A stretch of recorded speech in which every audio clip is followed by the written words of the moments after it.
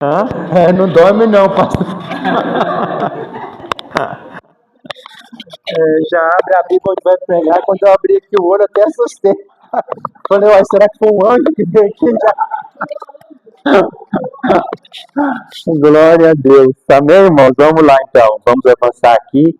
Capítulo de número 4.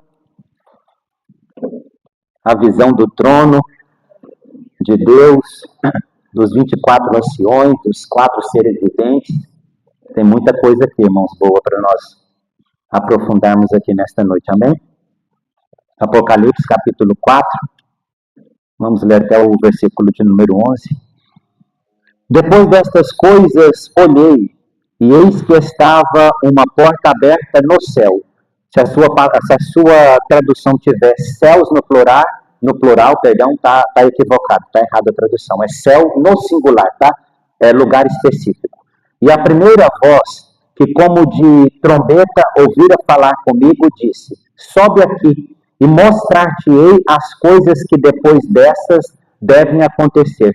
E logo fui arrebatado em espírito, e eis que um trono estava posto no céu, e um assentado sobre o trono. Ou, em outras traduções, diz, e alguém assentado no trono, sobre o trono. E o que estava sentado era na aparência semelhante à pedra de jaspe e de sardônica. E o arco celeste estava, se a tua tradução tiver arco-íris, também está equivocada. A tradução correta é arco celeste, tá? E o arco celeste estava ao redor do trono, e era semelhante a esmeralda. E ao redor do trono havia 24 tronos, e havia sentado sobre os tronos 24 anciões, vestidos de vestes brancas, e tinha sobre a cabeça coroas de ouro. E do trono saíam relâmpagos, e trovões, e vozes. E diante do trono ardiam 7 lâmpadas de fogo, os quais são os 7 Espíritos de Deus. E havia diante do trono como mar de vidro, semelhante ao cristal. E no meio do trono e ao redor do trono, 4 animais cheios de olhos por diante e por detrás. Em algumas traduções de seres viventes. E o primeiro animal era semelhante a um leão. E o segundo animal semelhante a um bezerro. E tinha o terceiro animal o rosto como o de homem. E o quarto animal era semelhante a uma águia voando. E os 4 animais tinham cada um, respectivamente, 6 asas. E ao redor e por dentro estavam cheios de olhos. E não descansam nem de dia nem de noite, dizendo: Santo, Santo, Santo é o Senhor Deus, o Todo-Poderoso, que era e que é e que há de vir.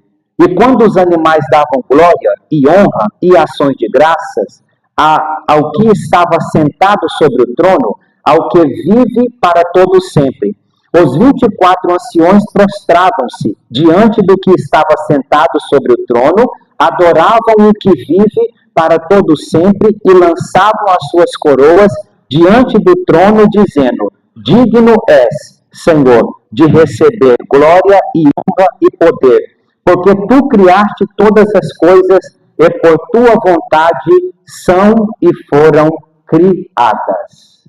Muito poderoso, muito forte, né, o texto.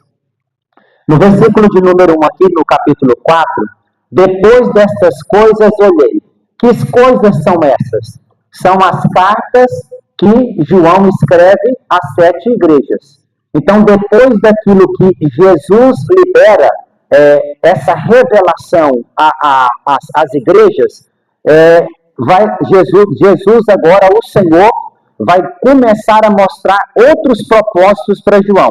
Então, depois destas coisas, essas coisas se referem às cartas que João escreve. Então, depois de tudo aquilo que João teve como experiência de ver o Cristo glorificado no capítulo 1, as cartas no capítulo 2 e capítulo 3, então agora vai começar um outro propósito, uma outra revelação.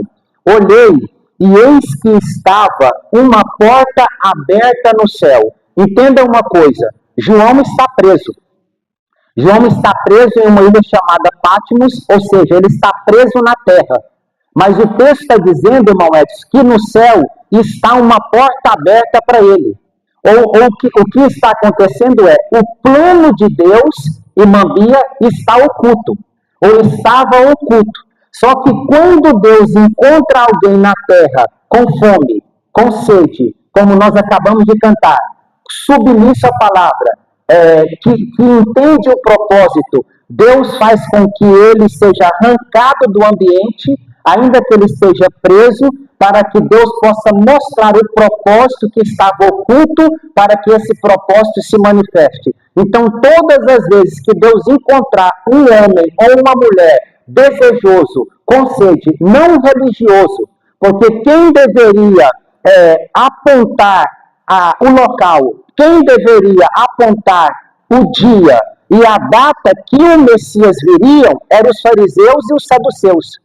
Porque eles eram os religiosos e eles detinham a palavra, eles tinham as escrituras, eles tinham as profecias, mas a Bíblia vai dizer que quem manifesta são 3 homens que estão curiosos. A Bíblia não fala de 3, a gente imagina que são três reis, porque pela quantidade de presentes que Jesus recebeu quando criança, mirra, ouro, né? Ele recebe 3 presentes ali, então dá a entender, a Bíblia não fala isso, mas dá a entender que foram 3 pessoas. E o que acontece? Eles estão com fome, eles estão com sede, eles estão curiosos, porque eles estudaram e entenderam que o Messias viria. Então não foram os fariseus, não foram os saduceus, que eram religiosos da época, mas foram pessoas que estavam curiosas, com fome, com sede. E todas as vezes que alguém estiver com fome, com sede, com interesse de saber a vontade de Deus, Deus de alguma forma vai pegá-lo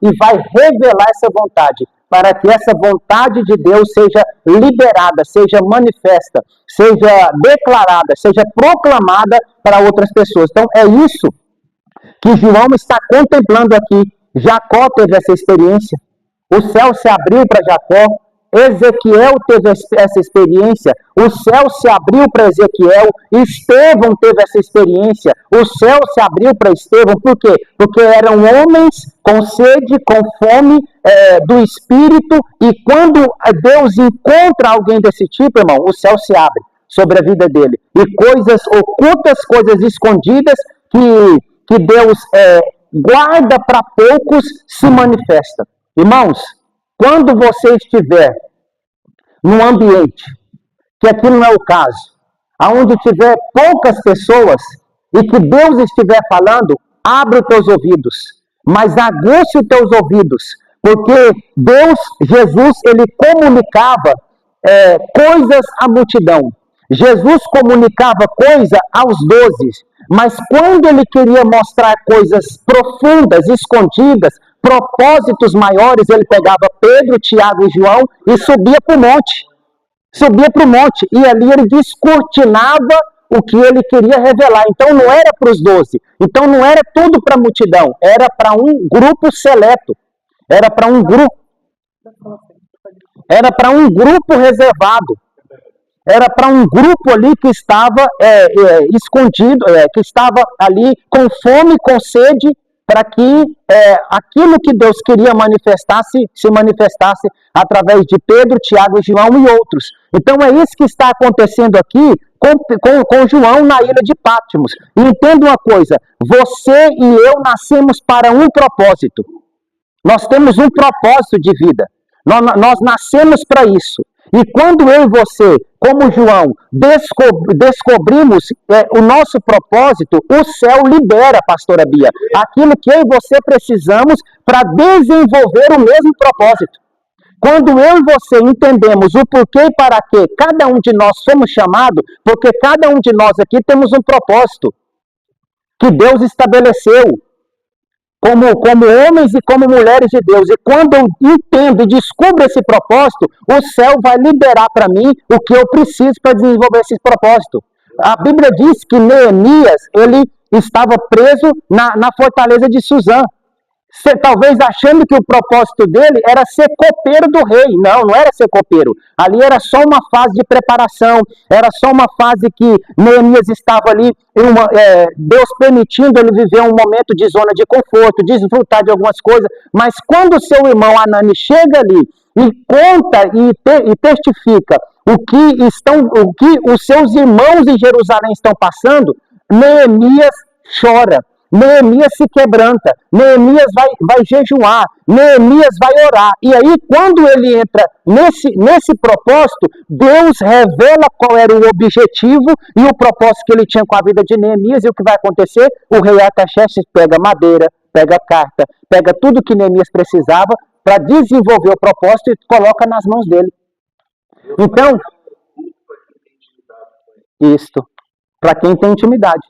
Quem tem fome, quem tem sede, quem tem desejo.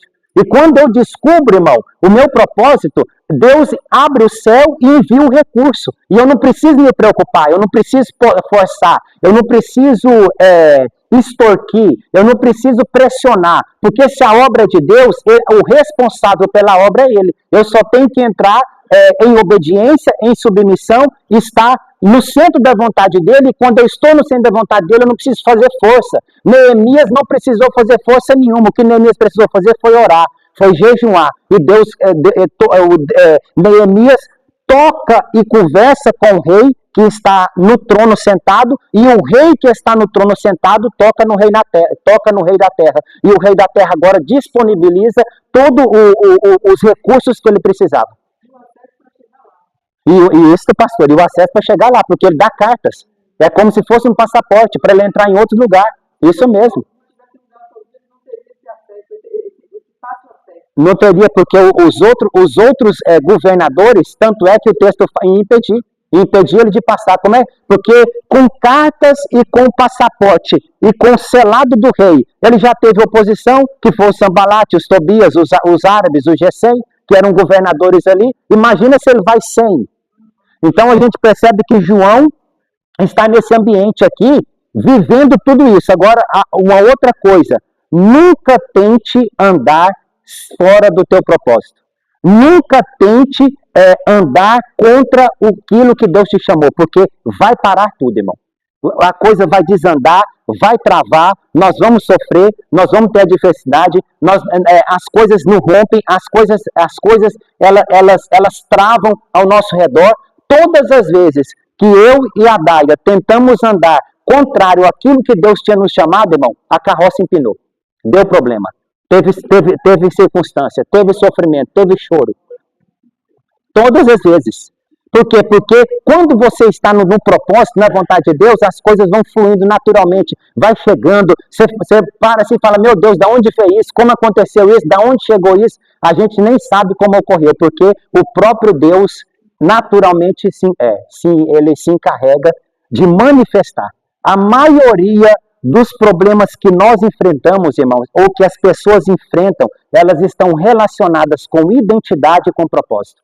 Ou seja, a pessoa ainda não sabe qual é a identidade dela dentro do reino, ela acha que ela é serva quando ela é filho, aí ela não consegue desfrutar porque ela acha que ela é aceita por aquilo que ela faz, pelo serviço que ela presta. Aí ela continua trabalhando, e às vezes nós somos ensinados lá atrás a fazer isso, né? Que nós somos aceitos pelo Senhor, pelo tanto que nós prestamos de serviço. Não, eu sou aceito por Deus em Cristo Jesus, não tem a ver comigo, é por causa de Cristo que Ele me aceita. Então, em Cristo eu fui feito filho.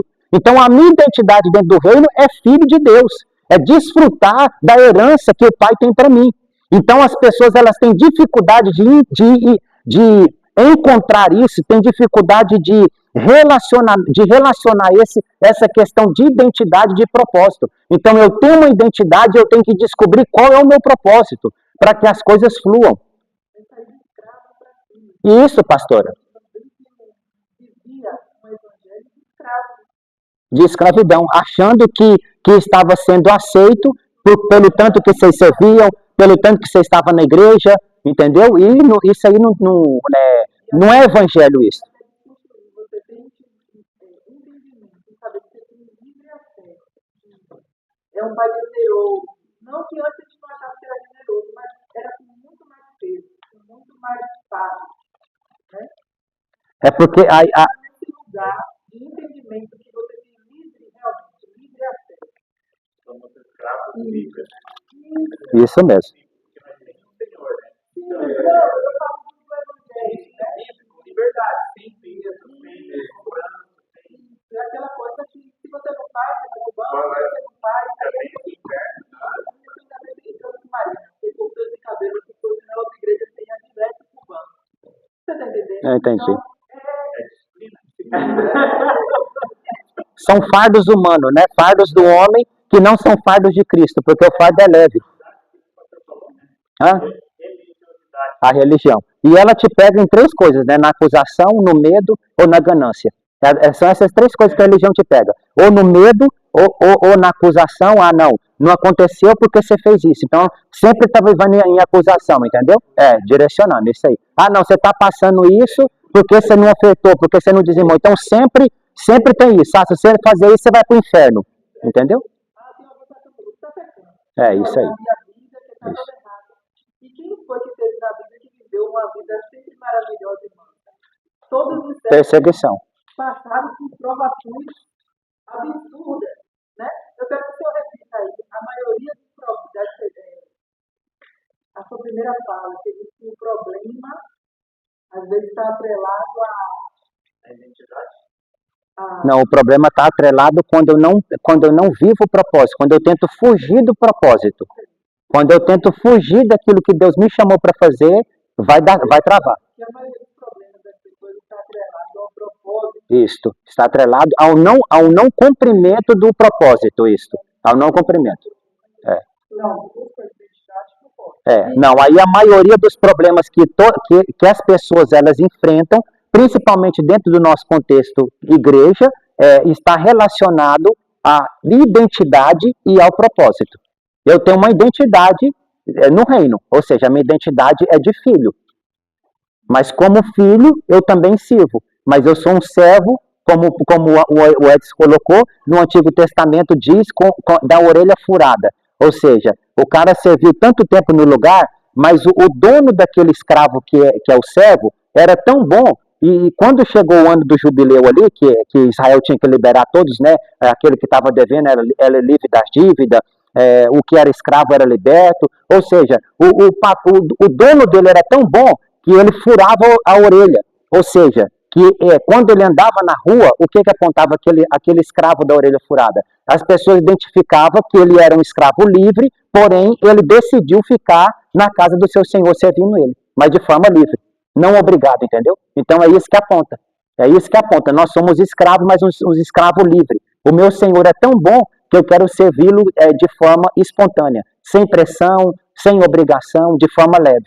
É isso que quando você lê no Antigo Testamento, falando sobre isso, sobre o escravo da orelha furada, aponta para isso aí. Aqui, ó, Gálatas capítulo de número 4, digo, pois, que todo o tempo em que o herdeiro é menino, em nada difere do servo, ainda que seja senhor de tudo, mas está debaixo de tutores e curadores até o tempo determinado pelo Pai. O que Paulo está dizendo aqui? É que eu e você somos herdeiros, nós somos filhos, é isso que ele está dizendo. Mas enquanto eu não entender a minha identidade dentro desse reino, que eu sou filho, eu vou ser como um escravo. Eu não tenho diferença nenhuma de escravo, ainda que eu seja herdeiro de tudo. Porque não cresceu, não amadureceu, a mente não expandiu. É isso que Paulo está dizendo. Não entendeu, é isso aí. Ou seja, é como o irmão do filho pródigo, não o filho pródigo, o irmão do filho, o irmão dele, que estava lá dentro. Quer dizer, o cara era dono da fazenda, tinha boi, né, podia mandar matar um novilho ali, fazer festa com os amigos, mas aí quando o irmão dele volta, o que ele fala? Pai, eu fiquei trabalhando aqui como um dos seus escravos, e o senhor nunca matou um boi, o senhor nunca matou um bezerro, uma novilha, para eu fazer uma festa. O pai dele vai olhar, meu filho, tudo era seu, eu sei que não quis desfrutar. Ou seja, mente de escravo. Porque ele mesmo vai dizer, não, eu sou como, né, trabalhei a vida inteira aqui, mas aí quando o outro, olha, o outro volta e entende. O outro volta e entende e vai desfrutar. Assim também é dentro do corpo de Cristo. E essa aconteceu com o pessoal quando saiu do Egito, Do Egito também, isso. Como escravo, mas Deus via eles como exército. Como exército, isso aí. Porque lá Deus vai chamar eles, o meu exército. O meu exército. Esse é o problema da mentalidade. Da forma que a gente pensa, da forma da identidade, da forma que nós nos enxergamos. Aham.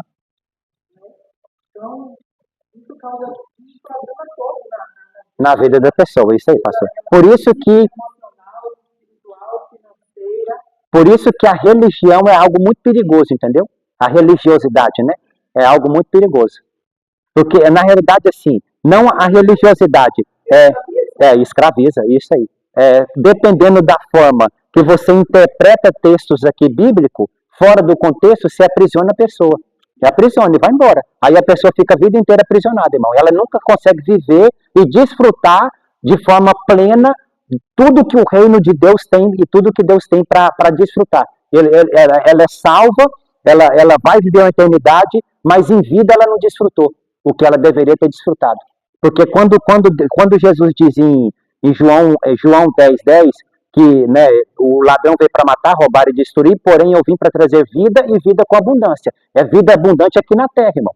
No céu não precisa de vida, lá é a eternidade, isso, lá já é abundante. Vida abundante é enquanto eu estou em vida desfrutando de tudo aquilo que Deus tem. Isso é reinar em vida.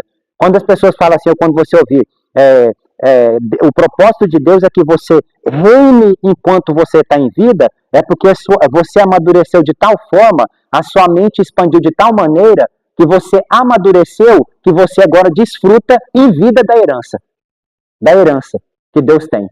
Não só na eternidade, né? Quando a gente ou partir ou for raptado, né? O arrebatamento, mas em vida você já desfruta. Você goza paz, você goza prosperidade. Então tudo isso é o que Deus tem para nós, né? E oxalá que todos, né, que estão dentro do corpo de Cristo entendessem esse entendimento aí. E a primeira voz que, como de trombeta, ouvira falar comigo, disse: sobe e mostrar-te as coisas que depois dessas devem acontecer. Então aqui o deve acontecer aponta para o futuro. Agora começa tudo agora, do capítulo 4 em diante, é tudo aquilo que Deus vai mostrar para João lá, os 7 selos, as 7 trombetas, né? As 7 taças. Então agora do capítulo, essas coisas que devem acontecer, é tudo aquilo que ainda vai acontecer. Não aconteceu ainda, vai acontecer. Estou no 4:1, agora nós vamos para o 4:2. E logo fui arrebatado em espírito, e eis que um trono, grifa na sua Bíblia aí, um trono. Repare que João, por enquanto, está vendo um trono. Ele está percebendo um trono. Ele viu um trono. Ele tá no céu agora, né? Foi arrebatado em espírito, ele está no terceiro céu, na sala do trono, vendo um trono. Estava posto no céu, e alguém, um assentado sobre o trono. E aí no versículo de número 3, ele vai expressar a aparência daquele que está sentado no trono, porque, irmão, é impossível alguém definir Deus. Não tem como definir Deus. Por isso que João tá vendo aquela coisa sobrenatural, estrondosa, poderosa, e aí ele vai assemelhar algo com o que ele conhece. Porque não tem como você descrever o eterno. Entendeu? Quando Moisés, no capítulo 3 de Êxodo, que ele tem aquele encontro com Deus, né? Ali na sarça que queimava, mas não consumia, o que ele vai perguntar? Como que é o nome? Eu vou chegar lá no povo de Israel e eu vou comunicar o quê? Quem me enviou? E aí ele não tem como definir. Até essa palavra ali no hebraico ali, a gente chama de Jeová, Yahvé, mas na realidade são consoantes, se eu não me engano, né? Porque no hebraico não tem isso. Não tem como você identificar, não tem como definir.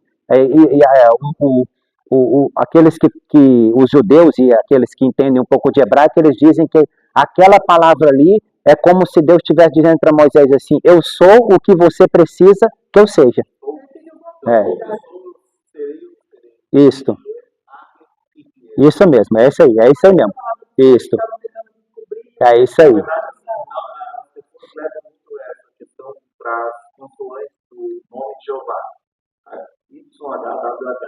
Somente ele ali, aquelas consoantes, não dá ao sentido, mas eles leem como se a vogal estivesse ali. Tá? Mas assim, não foca só nisso. Porque nos tempos antigos, no hebraico, no aramaico, não existia vogais para nenhum tipo de palavra. Então eles liam. Era só consoante. Palavras, né? Somente com consoantes. Depois de muitos anos que entraram as vogais, os pontos, as vírgulas, os sinais, tudo. Então, não só o HWH, mas toda a escrita do Antigo Testamento que foi escrita em hebraico não tinha vogais. Ok? E era escrita, e não era escrita da esquerda para a direita. É da esquerda, isso ao contrário. Mas quando eles liam a palavra sem a vogal,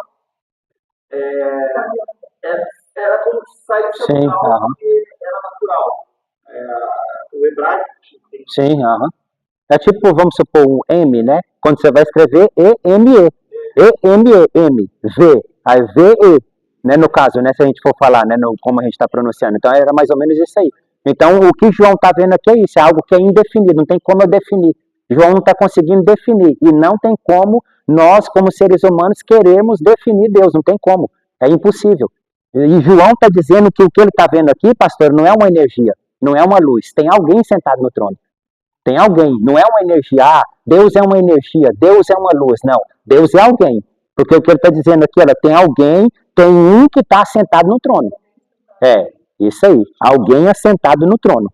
Então, João está vendo aqui um trono, e é importante, por isso que eu pedi para você grifar aqui, um trono, e em Apocalipse, o trono de Deus, em Apocalipse, isso é importante, ele representa, ele é o centro da administração. É da onde saem os decretos. É da onde sai o comando. Então, em Apocalipse, no livro de Apocalipse... Isso, o trono é Brasília. O trono é como se fosse o Planalto Central ali, né? O ponto central. É da onde saem os decretos, é da onde sai, né, a palavra de governo, a palavra de autoridade. Por quê? Porque nas epístolas, o trono de Deus é o trono da graça. Então, em Apocalipse, o trono é o trono da administração, é o trono do governo. E nas epístolas, principalmente paulinas, o trono é o trono da graça. Vamos lá para Hebreus 4,16.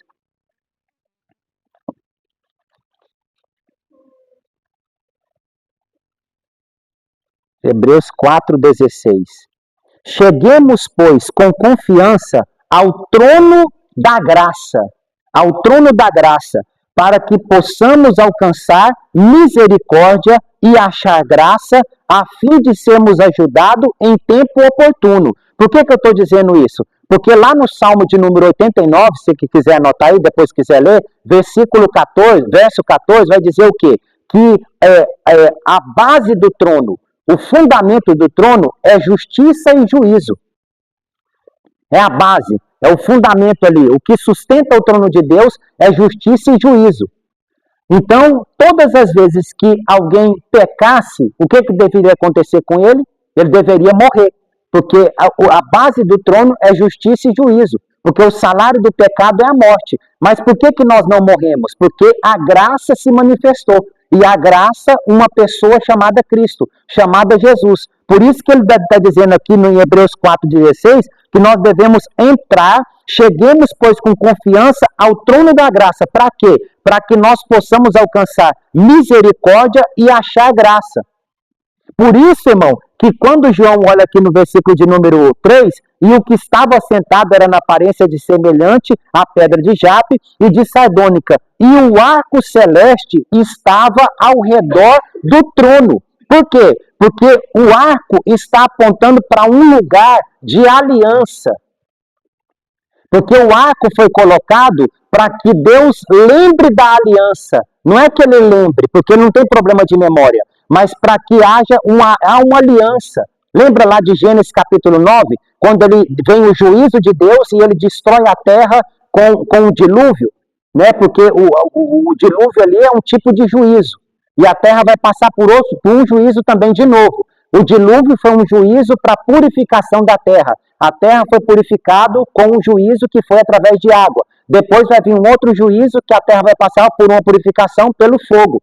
Só que Deus coloca um arco celeste para quê? Para que ele lembre da aliança. Eu não vou destruir mais o homem com água, com o dilúvio. Então, a base desse trono aqui é justiça e juízo. Mas o arco celeste está revelando a sua aliança com o homem. Apontando para quê? Para um lugar de graça e de fidelidade da parte de Deus. Por isso que ele está dizendo, aproxime-se desse trono, aonde nós vamos achar graça e achar misericórdia, em tempo oportuno.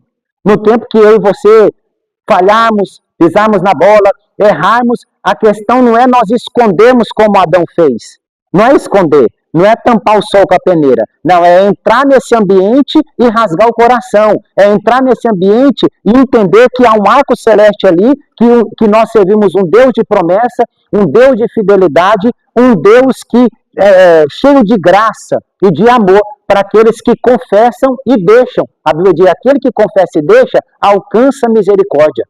Então, quando eu confesso, irmão, eu entro nesse ambiente aqui de graça e nesse ambiente aqui de fidelidade e de promessa da parte do Senhor. Por que eu disse para você que é arco celeste e não arco-íris? Íris é uma deusa pagã. Íris, quando você vai estudar, é uma deusa grega, se não me falha a memória, pagã, entendeu? Então, por isso que é arco celeste, né, mostrando a fidelidade e a grandeza do Senhor aí. Então, o trono de Deus aqui em Apocalipse é o trono do governo, o trono da onde sai as ordens e os decretos. E nas epístolas é o trono da graça, como nós lemos ali em Hebreus, e depois tem outras epístolas do apóstolo Paulo, que ele vai falar um pouco a respeito disso aí. Versículo de número 4. E ao redor do trono havia, agora repare que está chegando outros tronos. Repare que agora vai ser colocado na sala do trono outros tronos. Vamos lá para Daniel para você entender? Daniel capítulo 7. Hã? É arco celeste, a tradução está...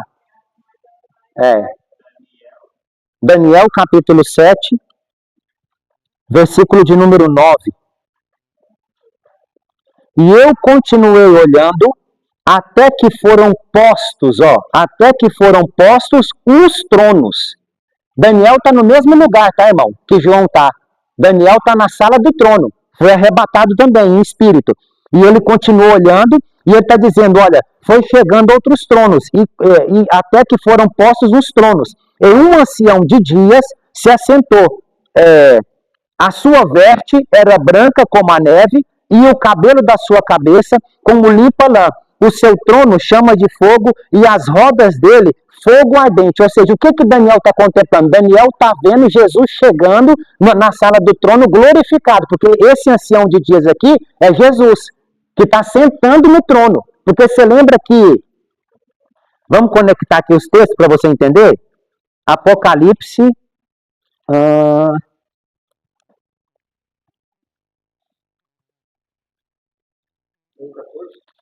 Não, é 2.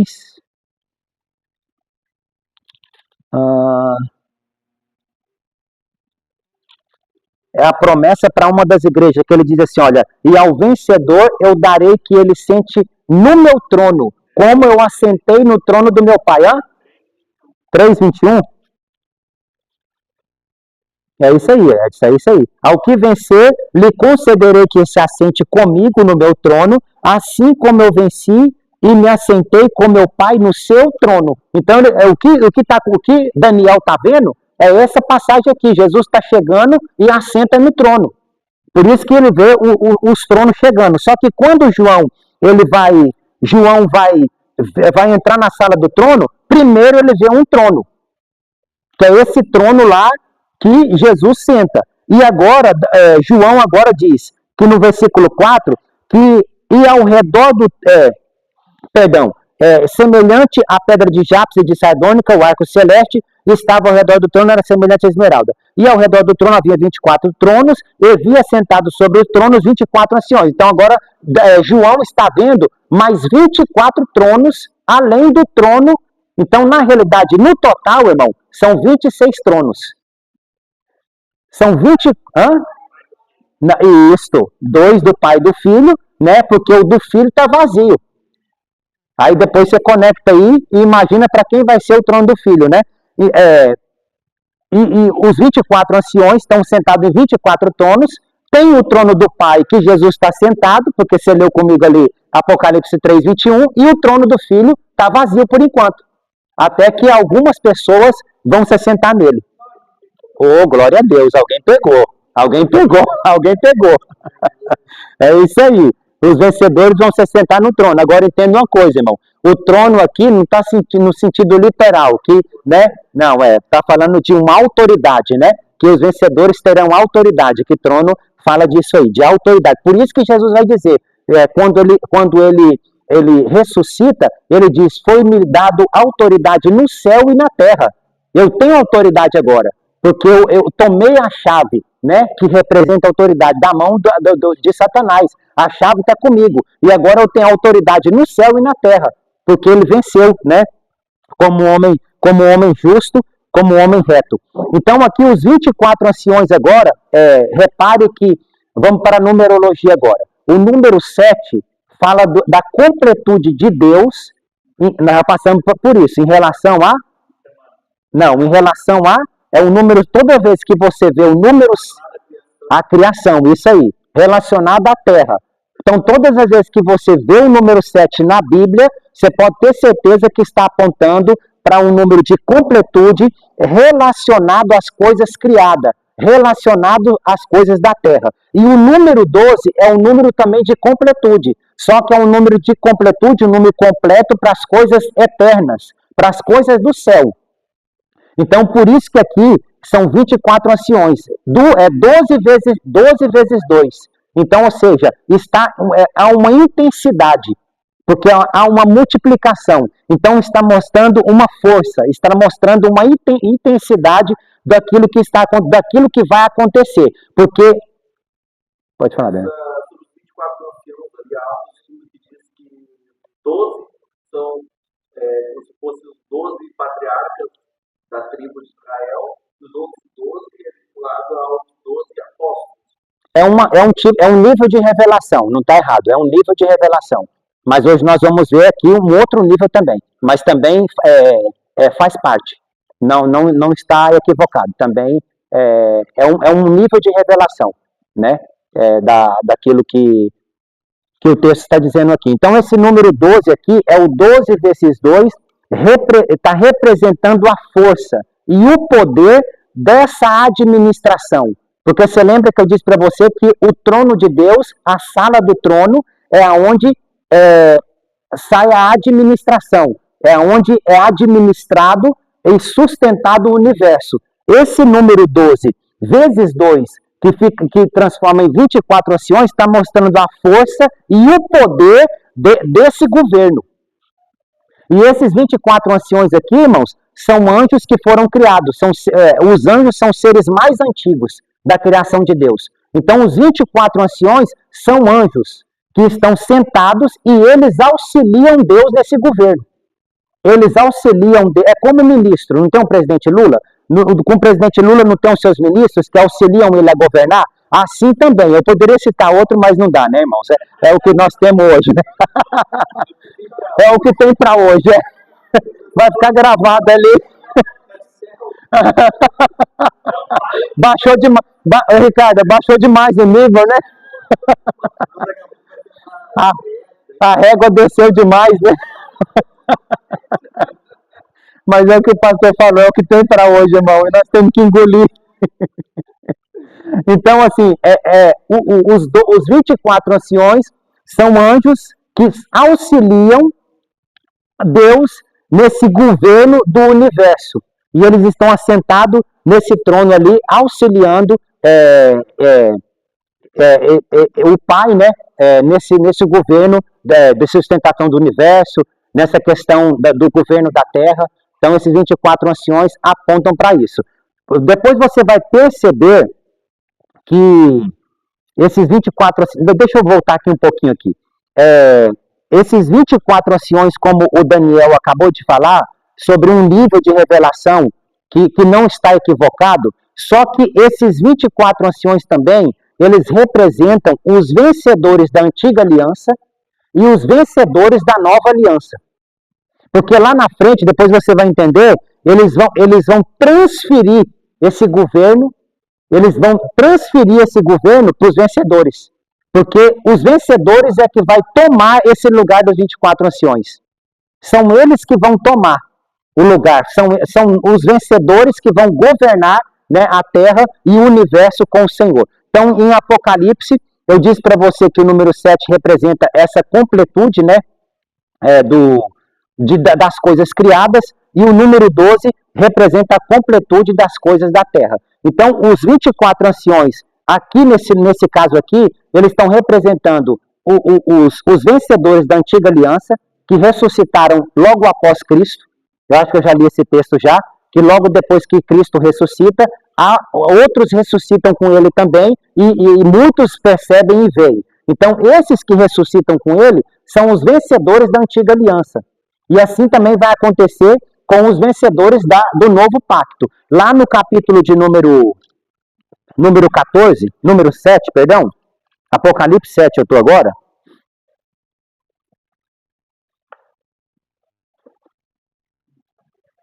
Lá em Apocalipse 7, eles são representados pelos 144 mil.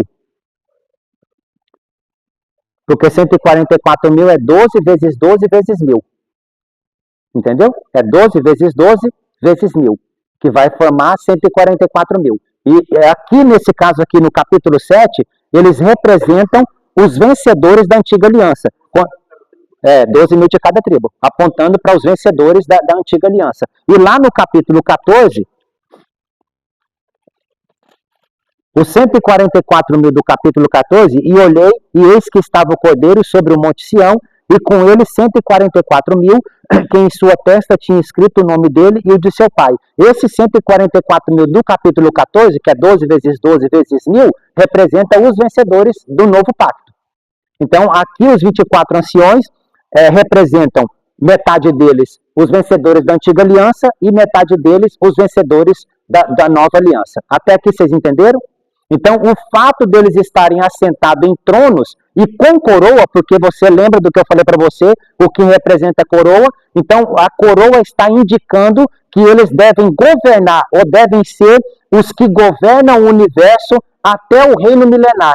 Porque na hora que entrar o reino milenar, é quando a autoridade deles para governar a terra vai ser dada aos vencedores. Por isso que lá no versículo de número... No versículo de número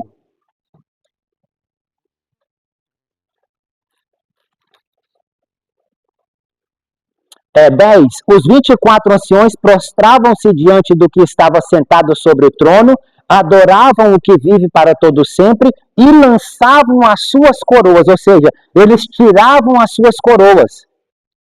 Eles estavam tirando as coroas, ou seja, isso vai acontecer uma transferência de autoridade. É como um rei, irmão. Pensa no rei Davi. Quando ele está perto de morrer, o que ele vai fazer? Ele transfere a coroa para Salomão, ou seja, está transferindo a autoridade. Então, os 24 anciões estão tirando as coroas deles, no sentido de reverência também, podemos usar essa linha de revelação, mas também apontando para uma transferência de autoridade que vai acontecer no período milenar, quando os vencedores é que vão tomar essa posição, porque é uma promessa também uma das igrejas, você lembra? Que o vencedor, ele vai reinar com Cristo, e eles vão reinar de tal forma que vai ter um cetro que as nações serão quebradas como vaso de barro, ou seja, a autoridade que vai ser dada ao vencedor. Então esses 24 anciões, eles representam e apontam para isso aqui.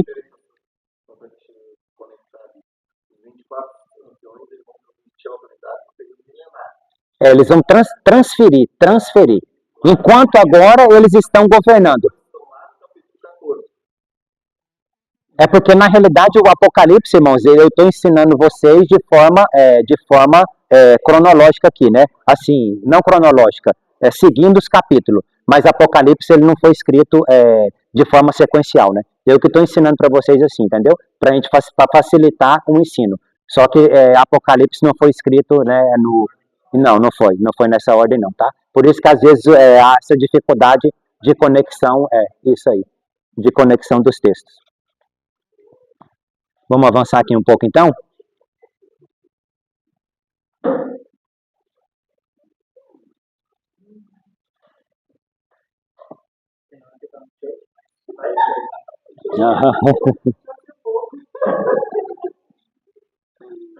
E do trono saíam relâmpagos. Aí depois aqui ele vai falar sobre que eles estão vestidos de vestes brancas, tinham sobre a cabeça coroas, depois vai mostrar aqui que eles tinham taças e harpas. Então isso aqui também está aprontando e indicando que eles também são sacerdotes diante de Deus. Que eles também expressam o sacerdócio diante de Deus. Você lembra que isso também vai ser transferido para nós? Vamos lá para o capítulo 1, versículo de número 6. E nos fez reis e sacerdotes para Deus e seu Pai. A ele glória e poder para todo sempre. Então, os 24 anciões, nesse tempo, o que João está descrevendo aqui, está indicando para nós que também eles são sacerdotes diante de Deus. Porque eles têm harpas e têm taças. Porque lá na frente nós vamos perceber, daqui a pouco eu vou entrar com você para clarear mais a mente, que eles recebem a oração dos santos nessas taças. E dentro dessas taças é colocado muito incenso. E depois é jogado no altar e aí sai aquela questão toda. Então, assim, o que o sacerdote fazia? Ele pegava do povo e não levava para Deus? Então é isso que está acontecendo. Eu e você, nós oramos aqui, a nossa oração sobe, os 24 anciões, né? Tem um anjo lá que recolhe, leva para os 24 anciões, aí os 24, vem muito incenso, depois eu vou te falar sobre o que é esse incenso, vem muito incenso ali, que juntamente para misturar com a oração dos santos. Então isso aponta para quê? Para que os 24 anciões também, além de governarem, de serem ministros e auxiliar nesse governo, também são sacerdotes diante de Deus. E isso também vai ser transferido para nós. Pegou ou não? Vai ser transferido para nós, enquanto vencedores. Os vencedores da antiga aliança serão sacerdotes, e os vencedores da nova aliança serão reis. Por isso que o texto está lá, sacerdotes e reis. Os judeus serão sacerdotes, tá, irmãos? Os judeus serão sacerdotes. Não sei se eu fui claro. Os judeus, porque quando você vai para Romanos capítulo 11, Deus não se esqueceu dos judeus não, tá? Deus ainda tem um propósito com os judeus. Então, os judeus, mesmo que eles não reconheceram aquela questão ali do Messias, eles vão ser sacerdotes diante de Deus, porque Deus tem uma promessa com eles ainda. Deus tem algo com eles ainda. Porque agora o tempo deles está fechado, está parado. Vamos colocar assim isto. Então agora é o tempo da igreja. Os olhos de Deus estão voltados para a igreja. Quando aconteceu o rapto, os olhos de Deus voltam para Israel, para os judeus. Tá pegando, né? Tá parado, pastor. É isso aí. Tá parado. Pegou ou não, gente? Pode avançar? Hã? É.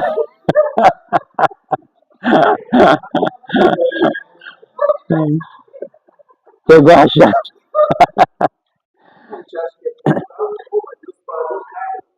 No período da antiga aliança, como se vê que Jesus, que Deus estava com dó da tudo, resgatou todo Israel, como se vê que esse tempo levou mais de 4.000 anos. Nós não vivemos nem a metade do período que Deus teve com dó da bênção ao povo de Israel. Então, o período da graça está mais curto da metade do período do período da lei. O período da lei tem 4.000 anos. Nós estamos aí no meio dos 2.000 anos. É isso mesmo. Na realidade, de Adão a Moisés tem... Porque esses judeus eram mais fortes que nós. No tempo da grande tribulação. Se esse tempo não fosse... Me diz que a minha infância, 24 horas, não tinha muito mais que hoje. Hoje em dia,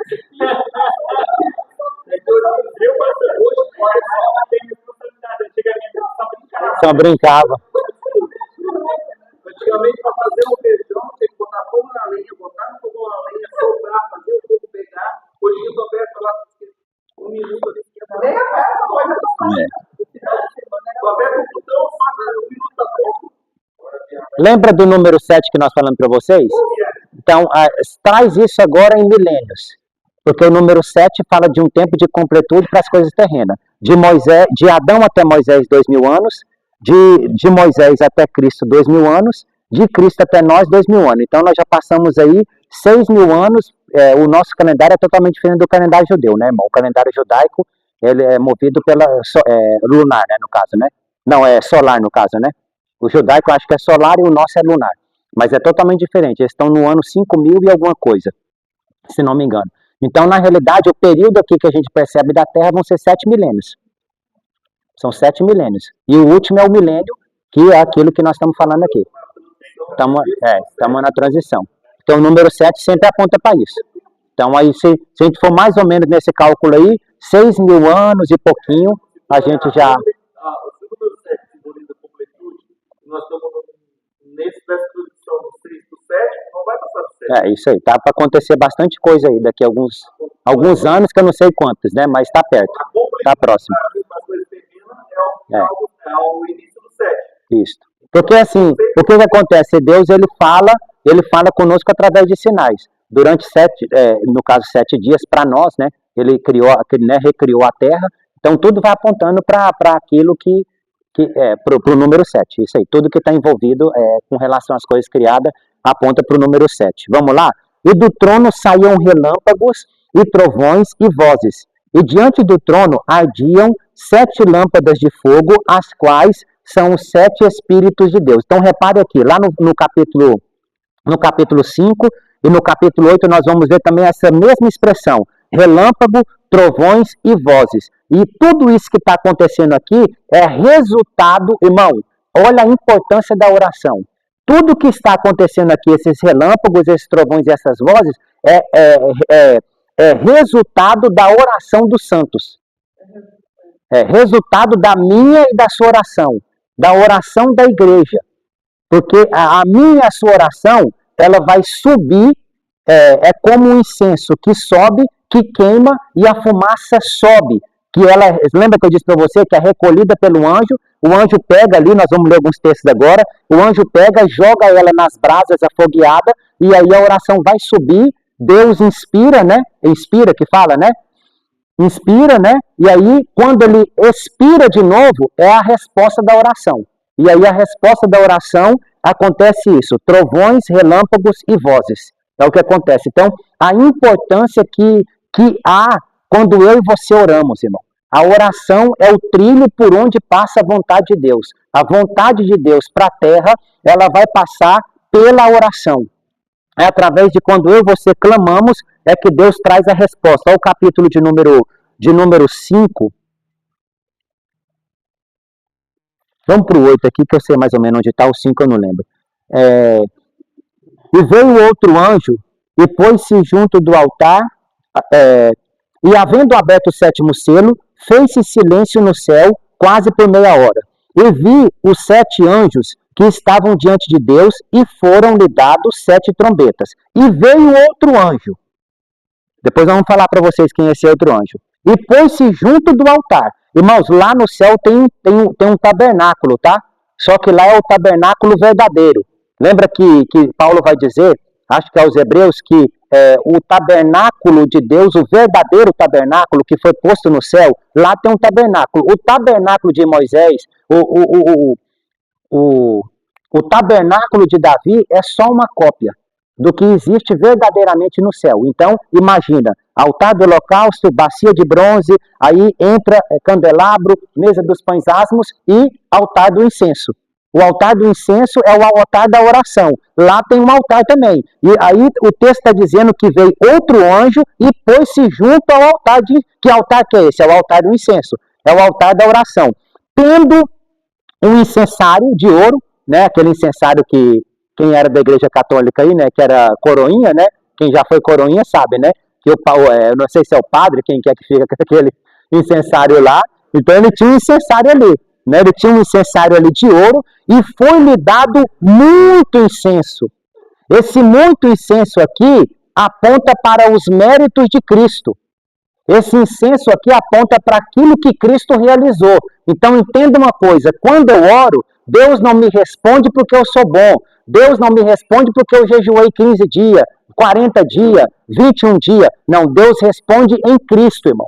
A minha resposta de oração hoje e a sua, ela vem pelos méritos de Cristo. Então esse muito incenso, porque olha aqui, ó, e foi-lhe dado muito incenso para pôr com as orações de todos os santos, ou seja, para misturar com a oração. Então quando eu oro, quando Deus responde a minha oração, que é diferente da resposta do antigo pacto, porque no antigo pacto Deus respondia por misericórdia. Ele respondia se ele quisesse responder. Hoje ele responde em Cristo. A resposta vem por aquilo que Cristo fez, pelo mérito que Cristo realizou. Por isso que a Bíblia vai dizer, tudo que vocês pedirem em meu nome, o Pai vai dar. O Pai vai responder, só que tem que ser no meu nome, porque é o muito incenso que foi colocado para trazer a resposta da oração dos santos. Para pôr com as orações de todos os santos sobre o altar de ouro que está diante do trono. E a fumaça do incenso subia com as orações dos santos, desde a mão do anjo até diante de Deus. Então esse aqui é o momento que quando um anjo vem e coloca nas brasas afogueadas. E aí a oração sobe, porque ela queima, a fumaça sobe, porque é um incenso aqui misturado, não é isso que está dizendo o texto? O incenso não misturou, o incenso não é feito de várias, de perfume, de outras coisas que é colocado ali, resina, aroma. Então há uma mistura, o anjo vem, joga porque, irmão, debaixo do trono de Deus tem brasas afogueadas, que era onde Lúcifer caminhava. Você lembra de Ezequiel 28, que eu li com você uma vez? Que tu eras querubim ungido e você caminhava nas pedras afogueadas. Então, debaixo do trono de Deus tem as pedras afogueadas. Quando Daniel diz assim, ó, vamos lá para Daniel de novo. Eu não estou indo muito rápido não, né, gente?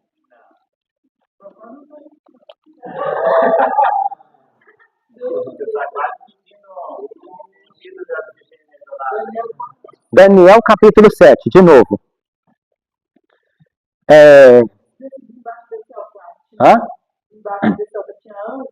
Ô, pastora, você pegou, eu não ia falar não, mas você captou o que eu ia comentar agora.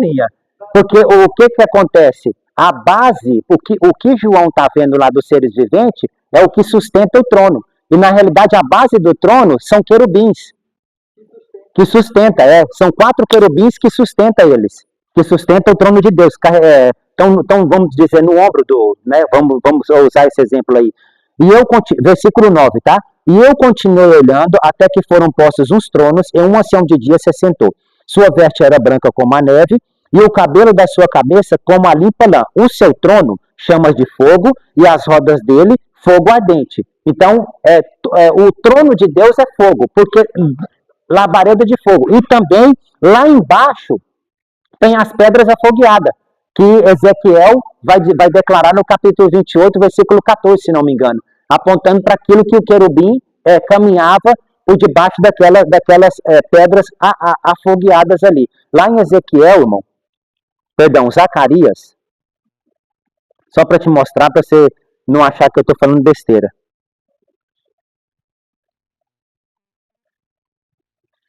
Zacarias capítulo 3. E me mostrou o sumo sacerdote Josué, o qual estava diante do anjo do Senhor. E Satanás estava à sua mão direita para se lhe opor. Mas o Senhor disse a Satanás, o Senhor te repreenda, ó Satanás. Sim, o Senhor que escolheu Jerusalém te repreende.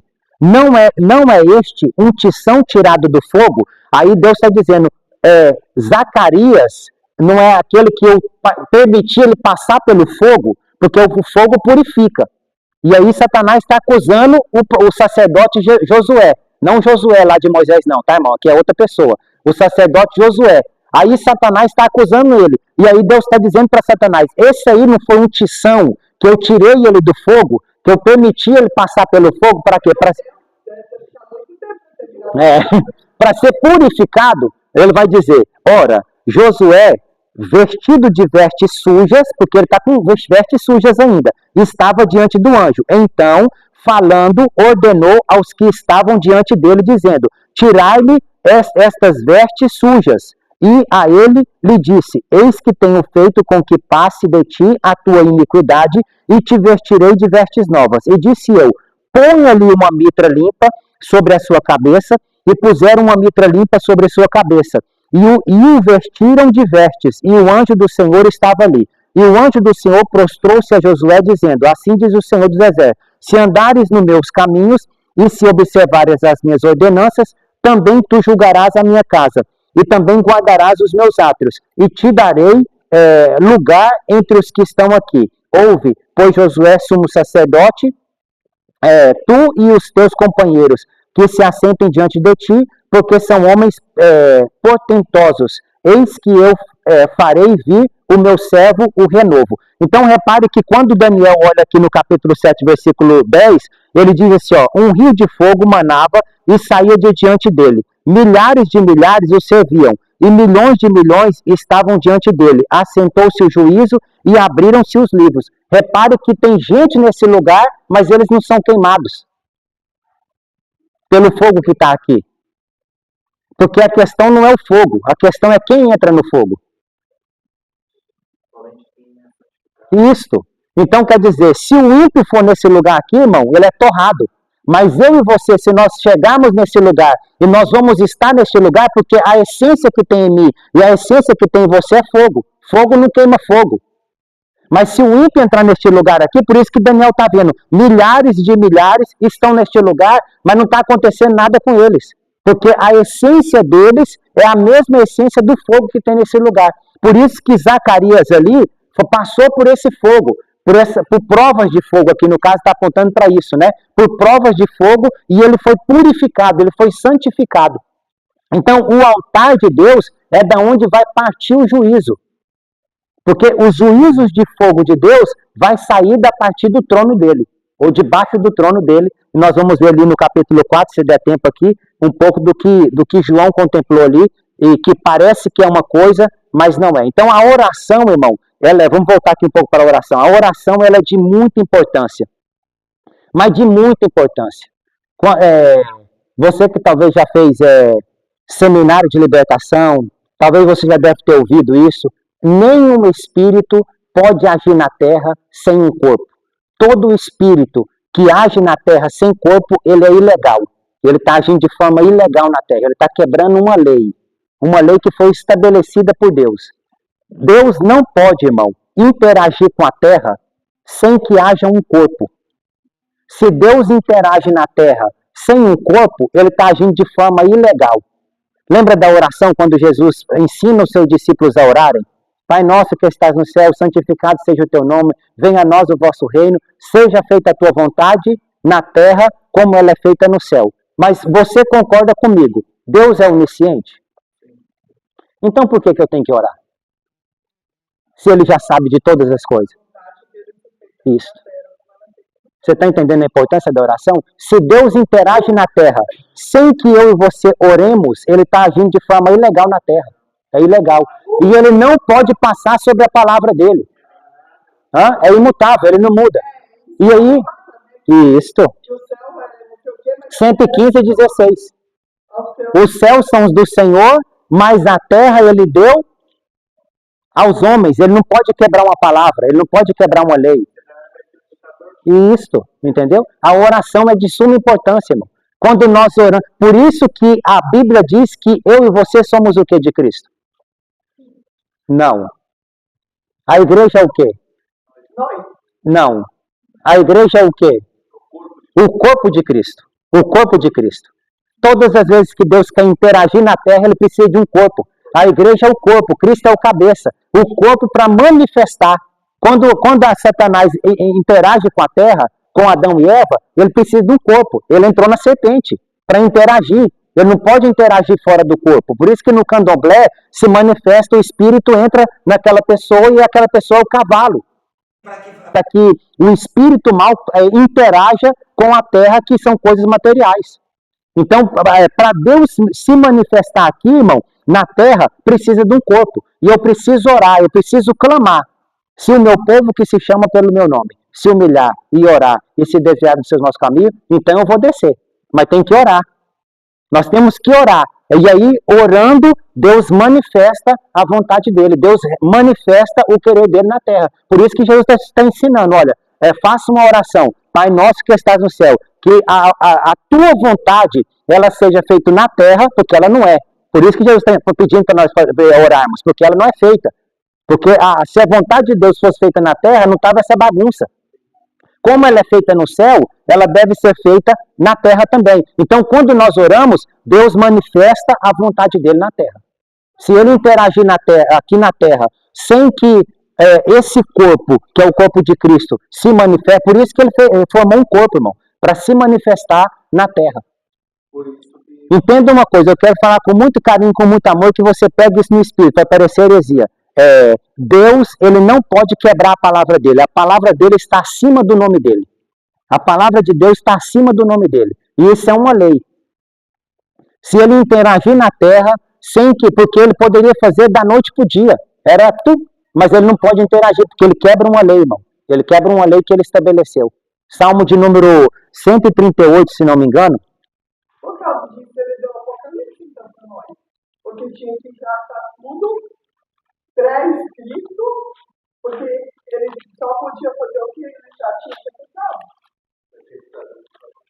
Porque senão ele não poderia fazer nem o fim do tempo se ele não tivesse. Inclinar-me-ei para o seu santo templo. Salmo 138, verso 2.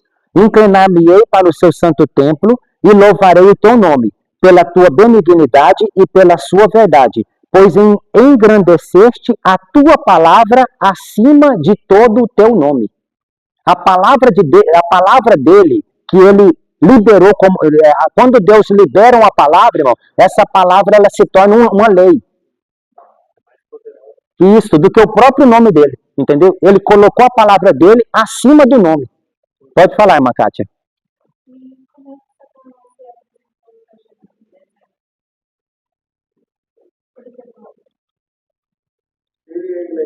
Na realidade, assim, o texto não fala, né? Mas provavelmente pode ter sido que ele quebrou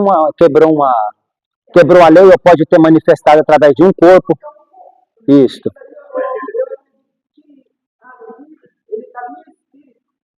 Pode ter sido em espírito, um arrebatamento de espírito. Satanás é espírito. Isso.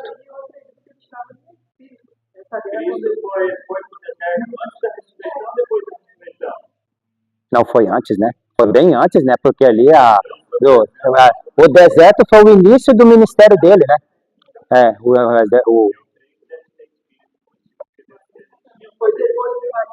Foi depois do batismo. O Daniel pregou isso terça-feira, né? O Daniel falou sobre isso terça-feira. Isso, por isso que eu estou falando, assim, o texto não explica isso aí. Isso. Tem muitas pessoas que veem espírito se manifestar, a alma, o espírito, alguma coisa. É um espírito ilegal. Ilegal, isso aí. E assim, Satanás não tem nenhum. Então, um espírito cai, ele não tem compromisso. Isso mesmo. Quebrando princípios. Então, para ele se manifestar de uma espírito. Isso. Primeira coisa, faz oração em vez de ver Satanás, ele vai aparecer na frente. Ele vai aparecer. Porque ele tem um compromisso em quebrar a lei do céu com a terra. Ele já vive, né? Já vive, isso aí. Ou talvez o texto não traz clareza, mas assim, todas as opções aqui são válidas, porque o texto não deixa muito claro a entender. Pode ter sido que ele usou um corpo de alguém, pode ter sido no espírito mesmo, né? Um arrebatamento que houve ali, né? Jesus está 40 dias sem comer, 40 noites sem jejuando, né? Então pode ter sido um arrebatamento, então. Pode falar, Jean. Eu disse que estava no torto, já é diferente das potestades de 24. Eles nem descem aqui, né, Jean? Nem descem. Porque são potestades e são dominadores, ou seja, posições hierárquicas maiores no reino do Espírito, né? Isso, nações, isso aí. Isso. Tipo assim, dessas ralé, dos demônios ralé, entendeu? Dos demônios ralé. Dos orelhas secas, isso aí.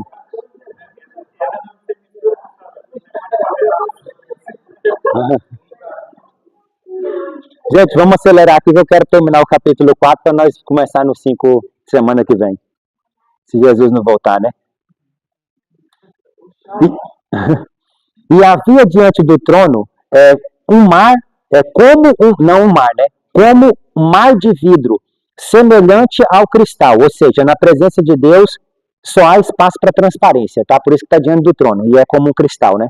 Porque na presença de Deus não tem como você ficar esconder, ocultar, tem que haver transparência. E no meio do trono e ao redor do trono, 4 animais cheios de olhos por diante e por detrás. Esse mar de vidro aqui, irmãos, é o lago de fogo, tá? É o lago de fogo. Então, João, ele está descrevendo algo que ele... Isso aí. É o mesmo lá. Eu não vou nem usar, então. Vocês já pegaram, eu ia até abrir lá, mas eu não vou nem abrir. Porque lá, nós já lemos 2 vezes e fala isso aí. Do trono, isso aí. É esse rio que sai. Então, esse mar de vidro que João está vendo aqui, porque ele está percebendo aquilo, porque o fogo, dependendo da maneira, da sua intensidade, realmente ele parece, né? Ele reflete, ele parece um vidro. Tanto é que quando você vê vidros sendo fabricados, né, é com fogo, né, que eles... areia derretida, e aí os vidros, as coisas de decorações, né, tudo isso, né? Você vê ali que é feito a partir do fogo. Então, o que João está vendo e o que ele consegue transmitir para mim, para você, foi o que ele entendeu na época, porque é aquilo que provavelmente ele conhecia. Então, ele parece um mar de vidro, mas na realidade é o lago de fogo, e esse lago de fogo aqui aponta para todos os juízos de fogo de Deus. Aponta para todos os juízos, ou seja, todo juízo de fogo que aconteceu foi a partir desse lugar aqui, desse rio de fogo que sai debaixo do trono de Deus, né? Gênesis capítulo 19, 24, você que está anotando, tem um juízo de fogo lá. Números capítulo 11, versículo 1, tem um juízo de fogo lá também. Então, Deus é fogo consumidor que consome tudo aquilo que não seja fogo. Por isso que eu disse para você, né, que tudo que não é fogo é consumido pelo fogo, mas o fogo não pode consumir o próprio fogo. Então, por isso que lá em Daniel capítulo 7, a gente percebe ali, né, que tinha milhares de pessoas ali e que eles não eram queimados e consumidos. Olha o que o Salmo de número 97, Salmo de número 97, Deve ter alguma coisa a ver com o nome Daniel. Também não foram consumidos por fogo. Sandra, aqueles 3 lá.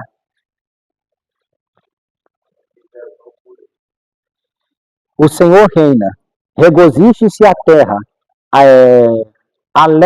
alegrem-se as muitas ilhas, nuvens e obscuridade estão ao redor dele, justiça e juízo são a base do seu trono, adiante dele vai um fogo que abrasa os seus inimigos em redor.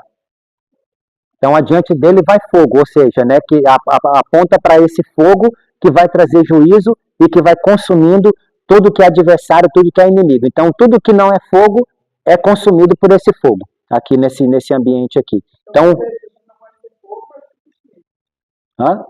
quem não é fogo vai ser consumido pelo fogo. Isso aí. Vai ser consumido pelo fogo. Mas se o ímpio entrar ali naquele lugar, né, irmãos, nesse ambiente, que é o que vai acontecer, né?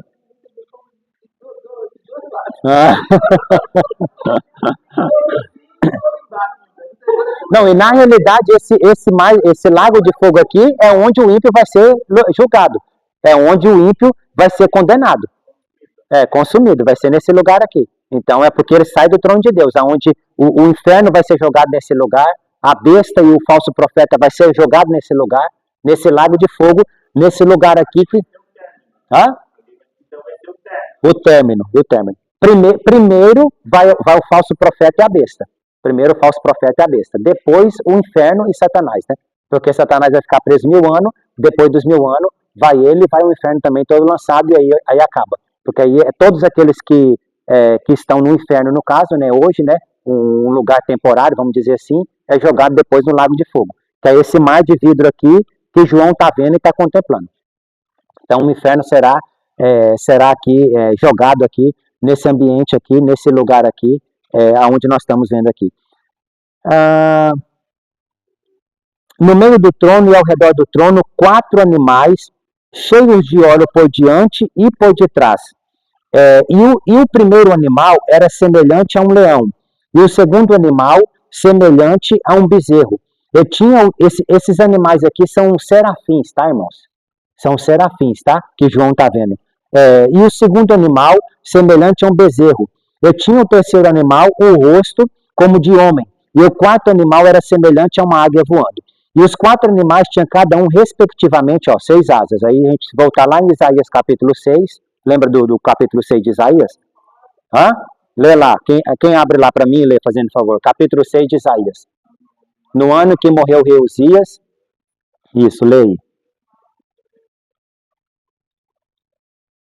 Então, provavelmente são serafins, né? Porque a Bíblia, ela interpreta a própria Bíblia. No ano em que o rei Uzias morreu, eu vi o Senhor sentado num trono alto e elevado, o seu manto se estendia pelo templo inteiro, e em volta dele estavam os serafins.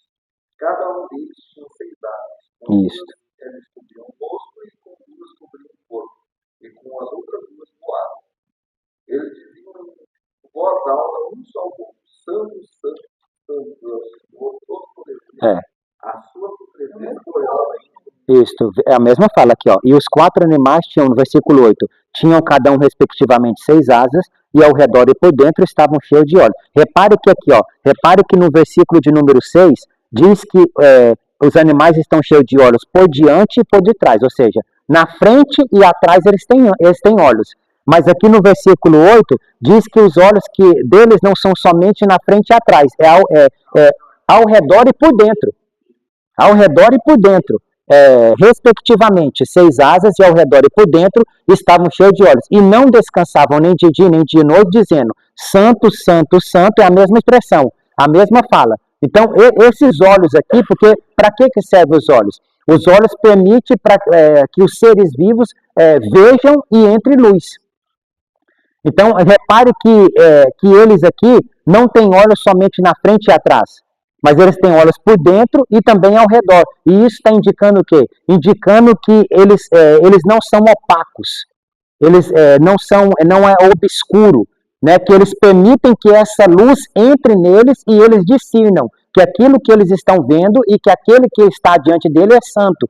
E isso apontando para quê? Para que eu e você também, como os anjos, tenhamos os nossos olhos abertos. Para quê? Para que essa luz penetre, para que não haja escuridão, para que não haja cegueira espiritual, para que nós entendamos o que Deus quer comunicar, o que Deus quer nos mostrar.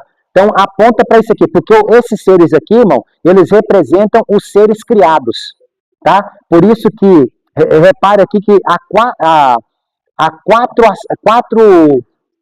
quatro tipos de criação aqui que João está declarando: leão, novilho, homem e águia. Cada um representando uma espécie. Não tem réptil aqui por quê? Porque quem representa o réptil é a serpente. Entendeu? Por isso que não tem réptil aqui. Porque ela representa a serpente é que representa os répteis. Então, o leão, o novilho, o homem e a águia representa as coisas criadas. E esses seres vivos aqui, depois você vai ver no louvor lá embaixo, eles estão agradecendo a Deus. Por quê? Porque esses quatro, me sumiu a palavra aqui. Essas 4 figuras, esses 4 elementos aqui, eles representam a criação de Deus que foi remida. Que foi remida pelo sacrifício de Cristo. Porque não foi só o homem, irmão, que foi remido. Todo o universo foi remido. Toda a terra foi remida. Jesus remiu toda a terra, remiu os animais, remiu todo o universo quando ele derramou o sangue dele. Sabe o que diz lá em João? Vamos lá para ler com você o texto áureo. João 3,16, né? Todo mundo sabe de cor. Porque Deus amou o mundo, o cosmo. O mundo aqui é o cosmo, tá? O mundo aqui não é o sistema, o mundo aqui é a criação. Então Deus, olha o que Deus está dizendo. Deus amou o mundo, Deus amou o cosmo, de tal maneira que deu o seu Filho unigênito. Então aqui tem uma vírgula. Deus amou a criação, ele amou o cosmo, e aí ele pegou o Filho dele e deu o Filho dele para que houvesse remissão de quê? Do cosmo. Houvesse remissão do universo. Aí o texto continua. Para que todo aquele que nele crê não pereça, mas tenha a vida eterna. Então vamos parar aqui. Todo o universo já foi remido. Agora, o universo, os animais, eles não precisam crer. Para que o homem seja remido naquilo que Cristo fez, ele precisa acreditar. Ele precisa crer, ele precisa confessar. Senão não há remissão. Toda a terra já foi remida. Todo o universo já foi remido. O que falta ser remido? O homem. E para o homem ser remido, ele precisa crer. Porque é isso que o texto está dizendo. Para que todo aquele que nele crê não pereça, mas tenha a vida eterna.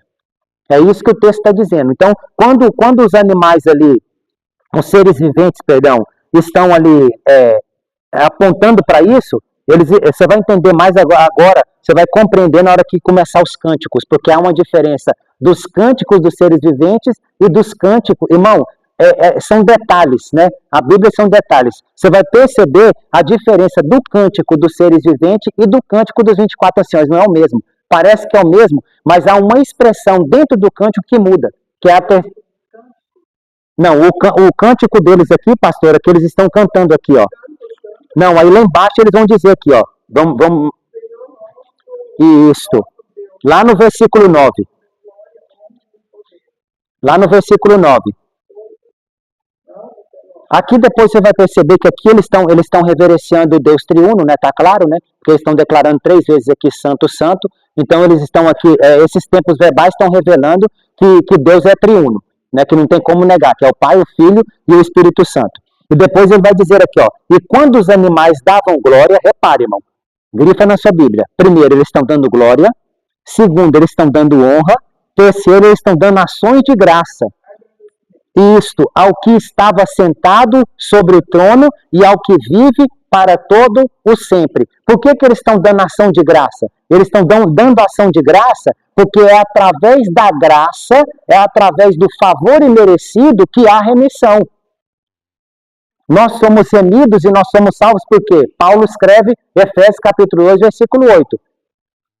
Vós sois salvos pela graça e isso é dom de Deus. Não vem de vós para que vós não se ensoberbeça. Né? Não haja soberba. Não acha que é você, que é por causa da sua bondade, né, entre aspas, que você é salvo. Então, a graça é o favor imerecido que me alcançou e através dessa graça eu fui remido. Então, por isso que os seres viventes que representam a criação, eles representam a criação e estão dando ações de graça. Por quê? Porque foi através da graça que o homem foi remido.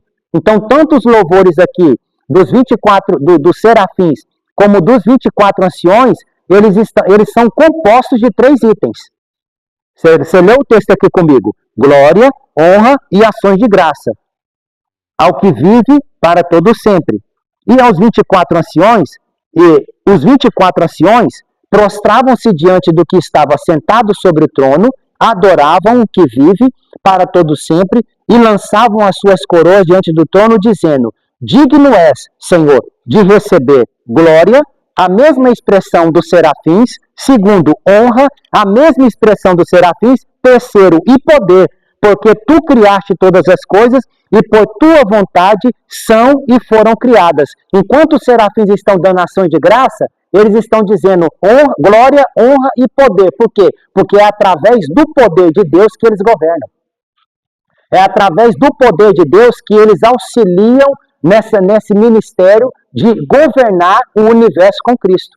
Por isso que há essa diferença aqui. Porque enquanto um está adorando com ações de graça, porque eles representam a criação de Deus, eu, você, os animais, né, o universo que foi remido por esta graça, os 24 anciões estão agradecendo e estão glorificando a Deus pelo poder que eles receberam de Deus, ou seja, a autoridade que eles receberam da parte do Pai. Para quê? Para que eles governem e para que eles auxiliem Deus aqui nesse governo aqui. Então, quando os vencedores, irmãos, aqui forem remidos, forem aperfeiçoados, forem glorificados para serem sacerdotes e reis no tempo milenar, e tudo isso aqui que os 24 anciões representam será transferido para mim e para você. Dá para você dar um glória aí ou não, irmão? Dá para você dar um glória? Que é isso aqui, ou seja, esse poder, essa autoridade, essa coroa que os 24 anciões estão tirando, vai ser transferido para os vencedores, que vão governar a terra junto com Cristo. Né? Junto com... É isso aí, falaremos tudo isso, cantaremos aqui, expressaremos esse canto aqui, né? Glória, honra e poder ao Pai, né, que criou todas as coisas e por tua vontade foram feitas. Então aqui é a sala do trono que João contemplou aqui, que João viu, né, o Cristo glorificado sentando no trono, e depois Os serafins, eles dão graça a Deus porque representam as coisas criadas pelo Pai. representa a criação. E os 24 anciões, eles dão graça a Deus. Não, eles não dão graça, eles dão poder. Glória e honra e poder. Versículo 11, isso aí. Porque é através do poder de Deus que eles governam. É através do poder. Isso aí. Porque tu criaste todas as coisas e por tua vontade são e foram feitas. Ou seja, todas as coisas foram criadas pelo poder. É pelo poder que Deus criou todas as coisas. Pelo poder de quê? Pelo poder da sua palavra. E aí eles estão reverenciando esse poder. 24 anciões, eles foram criados para governar. E aí, Temporariamente, né? depois, o poder de governo vai ser dado para os Vai ser transferido para os vencedores. Isso. Do milênio. No período milenar. Isso aí, vai ser transferido. Isso. Vai ser passado o bastão para os vencedores que vão... Hã? Não, mas vai ter vencedores tardios também, Alisson. Vai ter vencedores tardios. E nós já falamos um pouco sobre isso, né? Sobre os vencedores tardios. Isso. Que vai ter. É. Que são os vencedores tardios que estão lá no... Mas a gente vai ver isso aí depois, Ixi, bem lá na frente.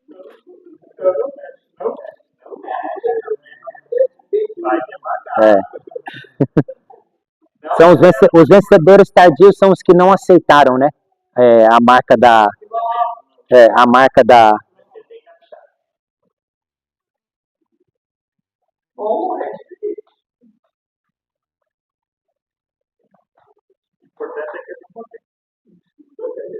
Aqui, ó. Bem-aventurado e santo aquele que tem parte na primeira ressurreição. Sobre este não tem poder a segunda morte, mas serão sacerdotes de Deus e de Cristo, e reinarão com ele 1000 anos. Apocalipse 20, versículo 6. Vai falar bem sobre isso aí, sobre essa questão. Depois nós vamos entrar nessa questão da primeira ressurreição, né? Que bem-aventurado ou feliz quem participar dessa primeira ressurreição, porque ele será livre, né? Ou seja, da segunda morte, né? Não vai haver segunda morte, porque o que acontece? Quando os vencedores, porque quem estiver vivo terá o seu corpo glorificado, os mortos em Cristo ressuscitarão primeiro. Só que essa primeira ressurreição é para os vencedores. A segunda ressurreição, que são os mortos que não reconheceram o senhorio de Cristo em vida, o que acontece? Eles vão ressuscitar, mas para o juízo final, para o juízo do trono branco, né? É por isso que ele está falando da segunda ressurreição. A segunda ressurreição é do ímpio, e não do vencedor. É do ímpio. Quem morreu sem salvação, no caso. Aí ele vai ser ressuscitado só para passar para ele o porquê que ele está indo para aquele lugar. Porque Deus não é injusto, né? Deus é justo. Então Deus vai transferir, vai mostrar como um juiz. Não, você está sendo condenado. Você viu o que o Ricardo colocou esse dia no grupo? O rapaz que pegou 200 anos? Acho que foi 12 minutos o vídeo, não vi, né? Mas é longo, 20 minutos, né? Então a juíza está em pé lá diante do acusado e está lendo tudo para ele. O que aconteceu? Está lendo todas as leis, ó. Código tal, isso aqui, você vai ser condenado tantos anos por isso, mais tantos anos por aquilo, e vai relatando para ele. Então é mais ou menos aquilo que vai acontecer no tribunal do juízo branco. Vai ter o Senhor lá e vai relatar. Isso aí. Vai relatar. Porque aqui nós estamos com uma constituição, né, irmão? Um código penal, vamos dizer assim, né? Tem aqui, ó. Aqui é o código do reino. Tá tudo aqui. Por isso que Jesus Cristo vai dizer, né? Eu não vos julgo, porque vocês serão julgados pela palavra que eu tenho vos dito. É a palavra que vai ser usada naquele dia. É a espada afiada que sai da boca de Jesus. É através da palavra que vai vir o juízo. Tá aqui. Tá um promotor aí, um advogado aí que pode falar melhor do que eu. Hã?